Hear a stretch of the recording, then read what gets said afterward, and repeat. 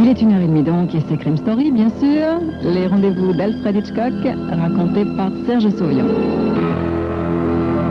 Aujourd'hui, méfiez-vous du chat qui dort de George Kipp.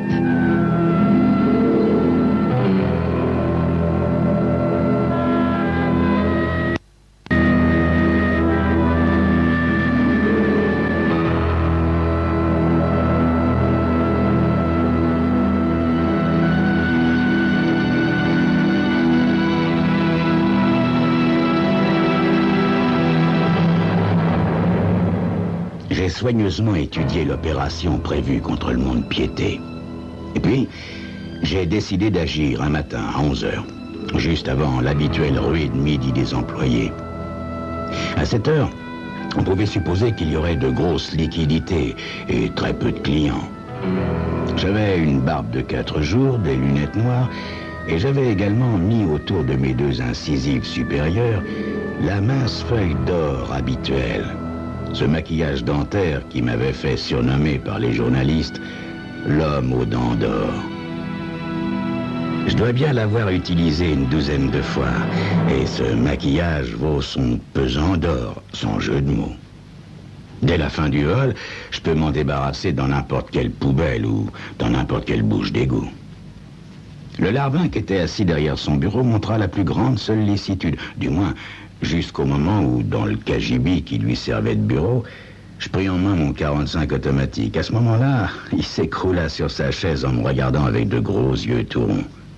Je lui ai souri pour bien lui montrer mes dents en or. « Du calme, fiston », lui ai-je dit, en lui tendant ma petite sacoche de cuir. « Prends ça, va jusqu'au coffre et remplis-la complètement. Dépêche-toi, et pas d'idiotie, hein, comme de crier au secours ou de donner l'alerte. Tu sais, je tire vite. Eh bien. » L'employé prit la sacoche d'une main tremblante et se dirigea vers le coffre.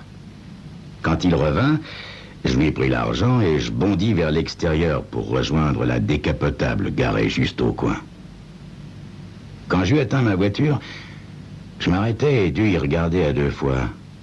Une vieille guimbarde était rangée derrière, pare-choc contre pare-choc, tandis qu'une camionnette noire était devant. Ma voiture était coincée comme une sardine dans sa boîte. J'ai essayé les portes des 2 véhicules dans l'espoir d'y pénétrer pour les mettre au point mort, de manière à pouvoir les pousser pour me dégager. Peine perdue. Les 2 portières étaient fermées à clé. Le temps passait. Je me trouvais dans un quartier de la ville que je connaissais pas. L'employé que j'avais attaqué n'allait pas tarder à se planter au milieu de la chaussée en criant au meurtre. Quand soudain, un taxi apparut au coin de la rue. Je lui ai fait signe et il s'est arrêté. J'avais pas plutôt grimpé dans la voiture et refermé la portière que l'employé du mont-de-piété fit son apparition dans le rétroviseur.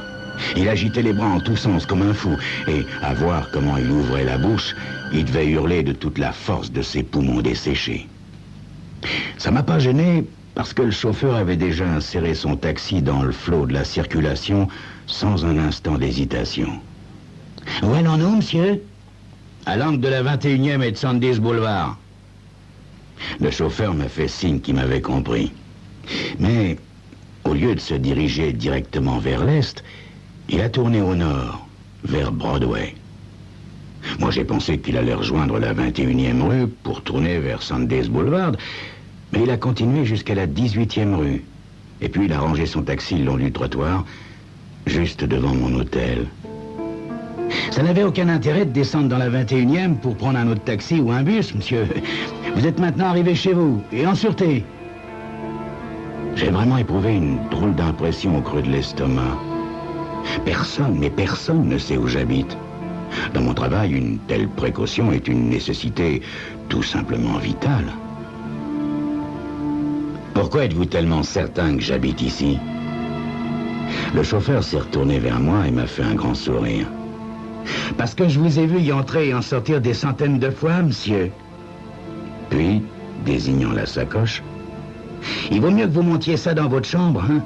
Les rues vont bientôt grouiller de flics à la recherche d'un type mal rasé avec des lunettes noires, et des dents en or et une sacoche à la main. Hein? Mais vous n'avez pas à vous en faire, monsieur. Je vous ai pas vu. Vous savez, Je suis un vrai fanatique des affaires criminelles. Ah, je dois bien lire de 12 à 14 revues différentes par mois, toutes spécialisées dans la criminalité.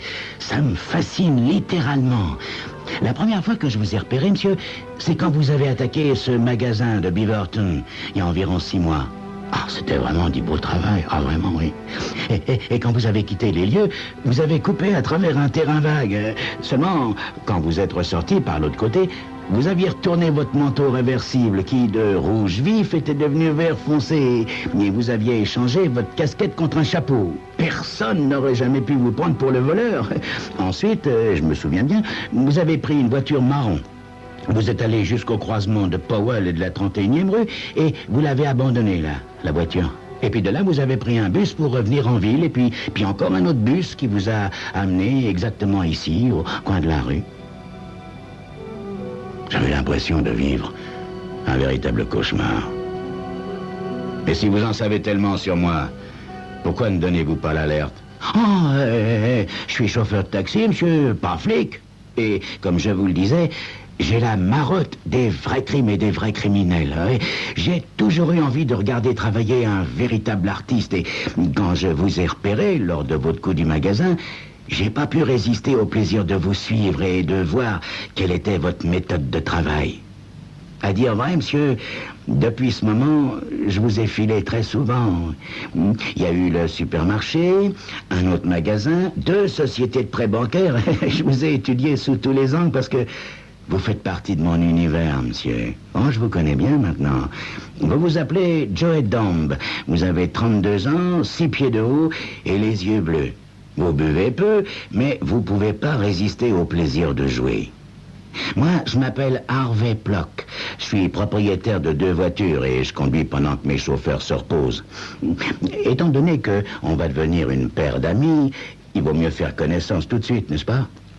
Voyez-vous, monsieur Domb, mon rêve à moi, ce serait d'organiser un boulot impeccable. Disons, un casse d'une centaine de milliers de dollars. Non pas que je désire y participer, non, mais j'aimerais me rendre compte si je suis capable d'organiser un casse impeccable. Tout le monde a le droit de rêver, Harvey. Je lui ai donné 10 $, puis je suis sorti de son taxi. J'avais vraiment hâte de me débarrasser de lui. « On se reverra, monsieur !» m'a-t-il dit au moment où j'arrivais à la porte de l'hôtel. Et en effet, on s'est revus. Il est venu me voir 3 jours plus tard. Il était tout excité par le vol d'une banque de Salem qu'il projetait. Il a plongé la main dans la poche intérieure de sa veste et en a ressorti une feuille de papier soigneusement pliée. Jetez donc un petit coup d'œil sur ce plan, monsieur. Vous qui êtes un vrai professionnel, vous devriez pouvoir découvrir s'il y a des erreurs. Pendant que j'étudiais son papier, il n'a pas manqué de me faire de nombreux commentaires. Le plan était bien étudié. Il montrait une grande connaissance des habitudes bancaires et de tous les règlements. Et avec quelle voiture se fera l'évacuation? Lui-ai-je demandé. Ah, c'est ça qu'il y a de mieux dans mon plan, monsieur Domb. Quand vous reviendrez de la banque, je serai là avec mon taxi. Je vous ramasse, je vous fais traverser la ville et je vous laisse. Et puis moi, je continue mon chemin. Si les flics remontent jusqu'à moi, j'aurai qu'à leur dire que je vous ai mené jusqu'à la gare. Seulement, là, il faudrait que vous trouviez 3 copains pour vous aider. Les 3 copains, je les avais. Fenshaw, Adam et Rolf. On avait souvent travaillé ensemble et ça avait toujours très très bien marché.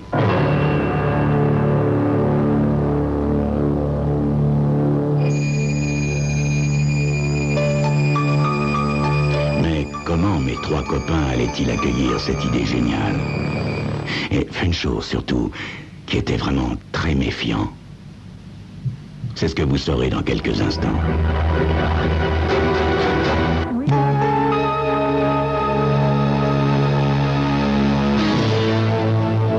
Au commencement, Fenshaw a cru que je le faisais marcher. Ensuite, il m'a regardé avec inquiétude. « Tu dis que tu veux véritablement prendre un taxi après le braquage de la banque pour t'éloigner? Mais t'es cinglé, voyons. » Fenshaw, écoute-moi bien. En fait, le coup de la voiture volée, c'est vraiment rentré dans les mœurs. Mais il faut pas oublier que quand on casse une banque, la première chose que font les flics, c'est de vérifier toutes les voitures.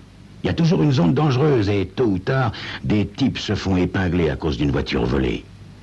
Tandis qu'avec un taxi, on peut traverser la ville tranquillement, tandis que les flics font la chasse à une voiture volée qui, en fait, n'aura pas été volée.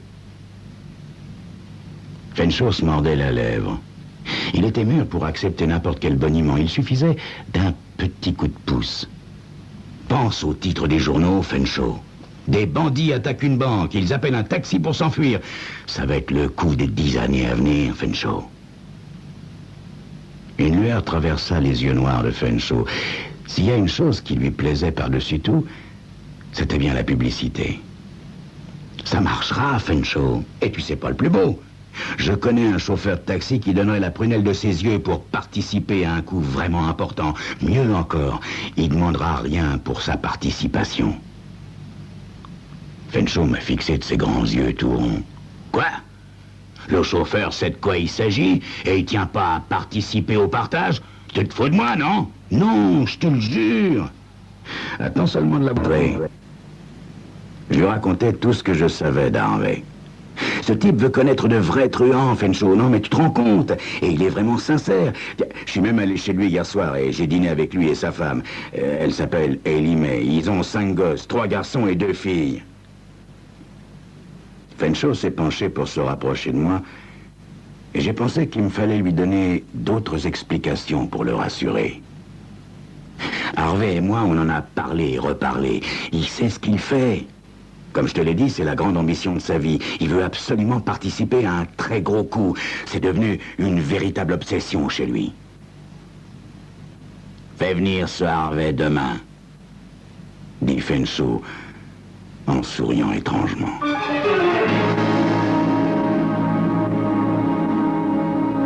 Le lendemain après-midi, Harvey vint nous voir au motel. Il était un peu nerveux car il n'avait jamais encore rencontré en même temps 4 vrais truands, des truands d'envergure. Il sut cependant se contrôler à merveille. Fenshaw se montra ouvertement provoquant, mais cette provocation avouée était pour nous un atout de valeur. S'il y avait une faille dans le plan proposé, Fenshaw la trouverait. Il attaqua immédiatement. Dis-moi, petit gars, le taxi t'appartient? Le taxi, oui, monsieur, oui. Je suis propriétaire de la licence et j'ai 2 chauffeurs à plein temps. Avec Ellie Mae, ma femme, on les remplace quand ils sont de repos.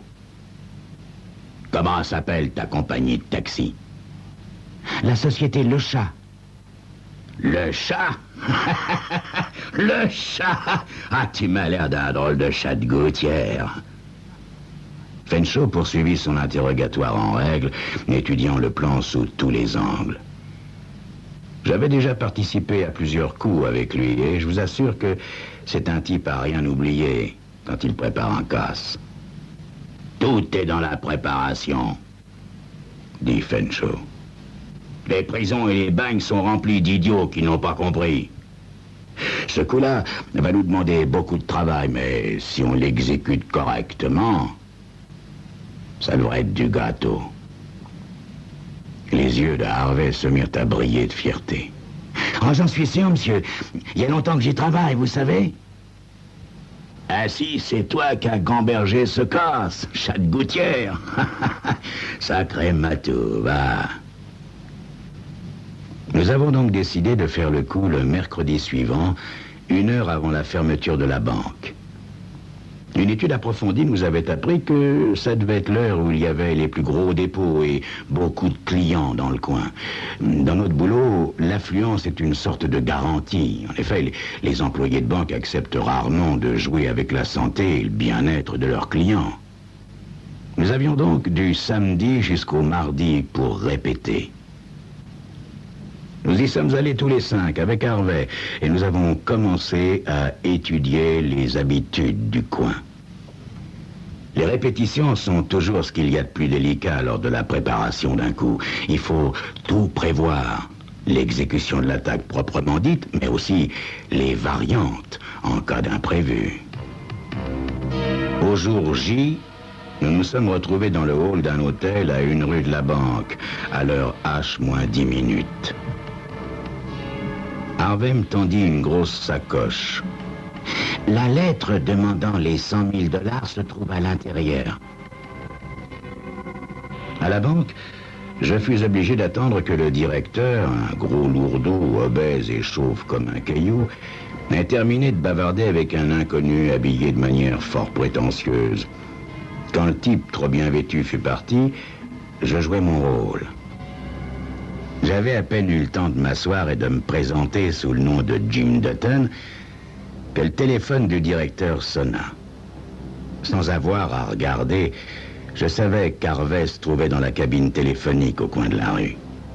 J'étais assez près pour entendre clairement ce qu'il disait. « Monsieur Bright, veuillez avoir l'obligeance de regarder dans le hall. Vous verrez 3 hommes qui portent des manteaux sombres et des sacoches. Ils se tiennent entre les guichets des caissiers. Les sacoches qu'ils portent contiennent 15 livres de dynamite, monsieur. Moi, n'ayez pas peur, cependant. Il n'y a vraiment aucun danger si vous obéissez à mes ordres. N'oubliez surtout pas que si une seule de ces sacoches tombe par terre, ou seulement si elle est posée à terre, elle fera explosion 20 secondes plus tard. Ça donnera à mes hommes largement le temps d'aller se mettre à l'abri. Je ne pense pas avoir besoin de vous dire quel effet feront 45 livres de dynamite sur votre magnifique installation, sans parler de vos employés et de vos clients, n'est-ce pas? Suivez donc mes instructions, il n'y aura pas de mal. Prenez la sacoche du monsieur qui est assis à votre bureau. Prenez-y la lettre qui s'y trouve et, sans la lire, passez-la à un de vos subordonnés. Monsieur Bright regarda tout autour de lui avec désespoir, espérant un miracle. Avec résignation, il appela un de ses collègues et lui remit la lettre et la sacoche. Quand le larbin se fut dirigé vers la salle des coffres, Monsieur Bright me regarda avec une fureur non dissimulée. Mon maquillage était un véritable petit chef-d'œuvre. Je paraissais 10 ans plus vieux. J'avais des cheveux gris, des rides et les verres de contact que je portais avaient donné à mes yeux bleus une teinte marron clair. Je remarquai avec plaisir que M. Bright était en train de retenir par cœur tous ces détails. Avec un grand sourire, je lui montrai mes 2 dents en or. Quand le larbin revint dans le bureau, la sacoche pleine, il me fallut me contenir pour rester impassible. 100 000 $. Ça me faisait un drôle d'effet. Avec un grand sourire, je pris congé du directeur de la banque en lui rappelant qu'au moindre geste, au moindre cri, la dynamite exploserait. Après avoir donné son coup de téléphone, Harvey s'était garé au coin de la rue et il nous attendait maintenant tout tranquillement au bord du trottoir, dans son taxi. Nous étions passés dans la rue suivante quand Fanshawe soupira de soulagement. « Ça a marché, les gars, ça a marché comme sur des roulettes !»« Vous travaillez vraiment comme des chefs !» dit Harvey. Puis, il tourna le bouton de son poste de radio et s'affaira pour chercher une station. Il tomba sur les informations données au cours d'un flash spécial. 5 hommes, dont 4 étaient vêtus de manteaux sombres il y a quelques instants seulement. 3 d'entre eux portent des sacoches qui, croit-on, contiennent de la dynamite. Le 4e porte une sacoche qui contient 100 000 $ en espèces. On suppose qu'il se dirige vers le nord dans un taxi. Des barrages, bien évidemment, ont été installés pour boucler tout le quartier à 10 rues de la scène du crime. L'alerte a été donnée par téléphone par M. Bright, le directeur de la First National Bank. « Fourrez vite les sacoches et vos pas-dessus sous la banquette arrière !» nous hurla tout à coup Harvey. « Je vous descends au coin de la rue. On ne recherchera pas un taxi libre et si je roule à vide, j'ai de bonnes chances de passer au travers. Je peux toujours prétendre que je maraude et que je recherche des touristes. J'irai vous voir au motel samedi soir. Vite, vite !» C'était sensé comme raisonnement. Nous avons donc entassé manteaux et sacoches sous la banquette arrière avant de descendre en vitesse. Puis, nous nous sommes séparés et nous sommes tous les 4 partis dans des directions différentes. Pendant les 3 jours et les 3 nuits qui suivirent, les journaux, les radios et les chaînes de télévision donnèrent détail sur détail au sujet de ce hold-up. Mais aucune nouvelle de Harvey. C'est le 5e jour après le casse qu'Harvey fit son apparition à la télévision. pour expliquer à toute une brochette de journalistes que le taxi utilisé pour le vol n'était qu'une invention, qu'un bruit que les voleurs faisaient courir pour brouiller les pistes. À l'heure du délit, il était chez lui tranquillement entouré de sa famille. Ellie Mae, son épouse, s'avança devant les caméras pour confirmer les dires de son mari. Les flics ont avalé cette histoire et ont relâché Harvey en lui faisant des excuses. Le samedi suivant, j'ai attendu 10 heures du soir pour aller au motel. Fenshaw, Adam et Rolf m'y attendaient. Un peu après minuit, on frappa à la porte. Ça n'était pas Harvey, mais un garçon de course qui portait à la main une caissette en carton. « Pour Monsieur Dombe, avec les compliments du chat de gouttière, » dit-il. Puis il s'en alla.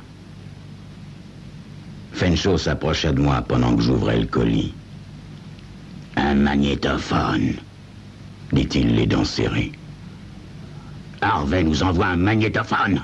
Mais qu'est-ce que ça veut dire ?» J'ai branché l'appareil et je l'ai mis en marche. Et là, avec stupeur, nous avons entendu le communiqué de la police que nous avions déjà entendu dans le taxi tout de suite après le vol. « C'était pas une émission de radio !» dit Fenshaw. « Ce petit salaud de Harvey avait enregistré cette bande et nous avons marché, nous avons même couru. Il nous a eu, nous, les 4 meilleurs truands viennent de se faire avoir par un minable chauffeur de taxi, par un minable chat de gouttière. » Avec l'enregistrement se trouvait un journal et une photo. Sur la photo, Harvey s'appuyait en souriant contre une camionnette noire. Dans le reflet de la vitre de la camionnette, on pouvait voir l'image d'Ellie Mae qui prenait la photo. Derrière la camionnette se trouvait la décapotable que j'avais utilisée pour le vol du mont-de-piété. Ainsi, Harvey avait volontairement coincé la décapotable pour que je ne puisse pas dégager. Puis, il était arrivé avec son taxi et m'avait offert son aide. Quelle façon géniale de faire ma connaissance. Puis, Fenshaw, Adam, Rolf et moi avons regardé le journal. Sur la photo de la première page, Harvey souriait. À côté de lui, il y avait Ellie Mae et leurs 5 gosses. La légende expliquait que la famille Plock, originaire de Portland, dans l'Oregon, réalisait actuellement son rêve de toujours, visiter la France. L'ancien propriétaire de la compagnie de taxi Le Chat, après s'être tué au travail et avoir vendu sa société, allait passer l'hiver avec sa famille sur la Côte d'Azur. On faisait allusion au bruit qui avait couru sur son taxi, qui aurait été utilisé lors d'un vol récent. Mais la franchise, l'honnêteté bien connue de Harvey et sa réputation sans tache avait bien vite effacé tout soupçon. Soudain, Fenshaw se mit à rire. Doucement d'abord, puis de plus en plus fort. Il s'arrêta enfin, et comme il riait aux larmes, s'essuya les yeux d'un revers de main. Vraiment, on s'est fait avoir jusqu'à la gauche. Dire qu'à nous 4, on a amené en bateau 12 brigades de police et même les gars du FBI. Et on s'est fait posséder par un minable petit chauffeur de taxi, par un minable chat de gouttière. Comme quoi, les gars, comme quoi, il faut toujours se méfier du chat qui dort.